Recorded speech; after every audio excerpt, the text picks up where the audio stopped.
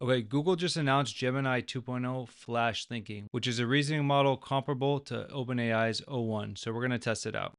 First of all, let's look at the post. Google DeepMind's Gemini 2.0 Flash Thinking debuts as #1 across all categories, from number 3 to number 1, overall style, math, creative writing, hard prompts. It's in first place everywhere, only after Gemini Experimental 1206, so that's pretty good. So let's test it out. All right, so we're in AI Studio. I selected the 2.0 Flash Thinking Experimental.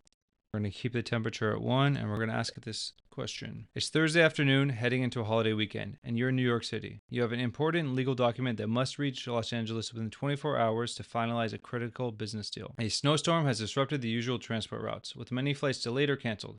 How do you ensure the document arrives at its destination on time? But actually, before we do this, we're going to ask O1 the same question. And we're even going to do it in O1 Pro mode. So let's open up ChatGPT. Okay, so we're in ChatGPT. We're going to put in O1 Pro mode. Let's give it the same exact prompt. And we're going to measure how long it takes to answer, and we're going to evaluate both answers. So let's start with O1 Pro mode. Let's open up the details. Okay, thought for 48 seconds. Confirm whether a physical original is truly necessary. First, verify the original physical copy is required. In some cases, step 2, explore specialized courier or next flight out services. If a physical copy is absolutely required, contact specialized time-critical couriers of dedicated personnel who can travel on the next available flight and personally ensure delivery. Okay, but that's not possible. Some of these couriers have contingencies for weather-related disruptions and establish relationships with airlines. Arrange a car service to Philly or Washington, D.C., where the weather conditions might be better and last-minute flights to Los Angeles are more likely to depart on time. Step 4, charter a private flight. O1 summary. If possible, rely on a secure electronic transfer.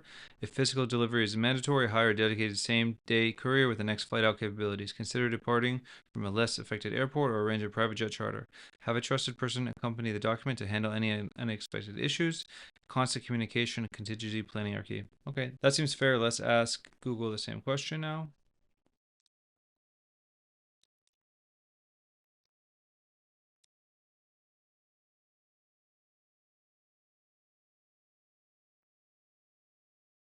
Okay, it thought for a lot less time. I think it said 7 seconds.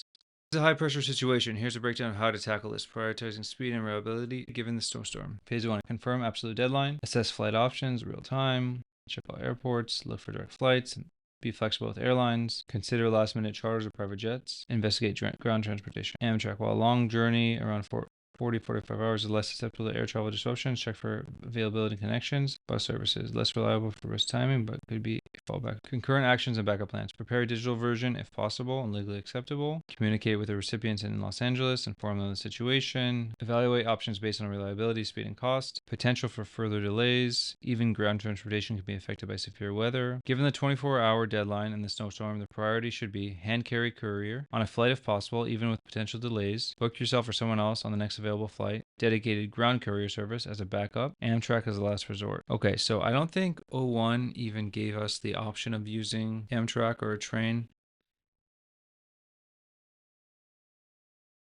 So this was kind of an abstract problem, but I have to say that I do like Google's answers more, and that's because it broke it down and gave me many more options. O1 did give me a more straight to the point answer, but Google broke it down, gave me key considerations, and then gave me a bunch of different options.